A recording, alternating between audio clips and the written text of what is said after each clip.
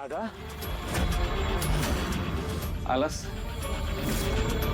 काय करतो तू इथं? तुझ्या दुकानात वास कसला येतोय? वास येतोय?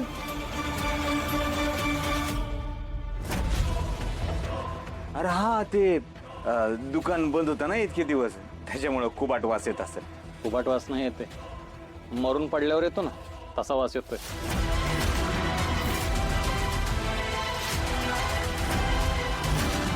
माझी बॉडी तर नाही ना लपवली?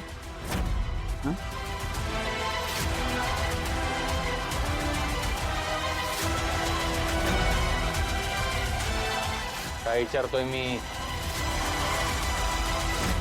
याचा अर्थ यांनी नक्कीच दुकानातच कुठेतरी त्या आर्याची बॉडी लपवली आहे. सुधाकर भाऊजी त्या बॉडीपर्यंत पोहोचायच्या आत मला काहीतरी करायला पाहिजे. त्यांना थांबवायला पाहिजे, नाहीतर हे कायमच्या जेलमध्ये जातील. बरोबर बोलताय भाऊजी, बॉडी लपवली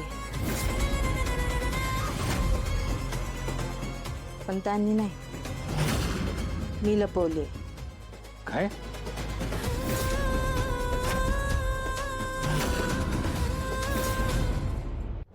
उंदरांची बॉडी आहे. मी दुकानातली उंदरं मारले.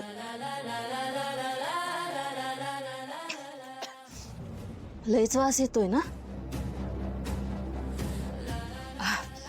गोळ्या खाऊन इकडं तिकडं उंदीर मरून पडले असतील.